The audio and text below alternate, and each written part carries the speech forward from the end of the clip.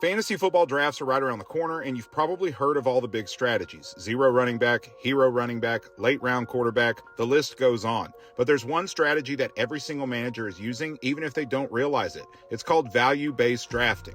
Today, I'll break down the basics, the variations, and how you can use it to crush your draft. Here's the core idea. Don't just draft players based on their projected points, draft them based on their value compared to other players at their position. Think about quarterbacks. In most scoring formats, quarterbacks rack up the most points, but you don't see 12 quarterbacks drafted in round 1, right? That's because fantasy managers know the gap between the quarterback 1 and quarterback 12 is smaller than the gap between the wide receiver 1 and wide receiver 36. That gap, or advantage, is what value-based drafting is all about. Here are a few ways to measure value.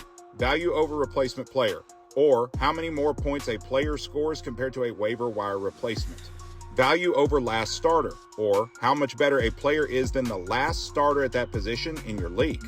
Value over next available, or how much better your pick is than the player you expect to be available at your next turn. Value-based drafting is most useful early in drafts when every pick has starter potential. It also helps guide positional strategy, like why it's smart to wait on quarterbacks in one quarterback leagues, but not in Superflex. Even if you don't crunch the numbers, just asking yourself, how much of an edge does this player give me over the other options at this position? That's value-based drafting in action. So when you're on the clock this season, don't just think points, think value. That's how you turn a good draft into a championship team.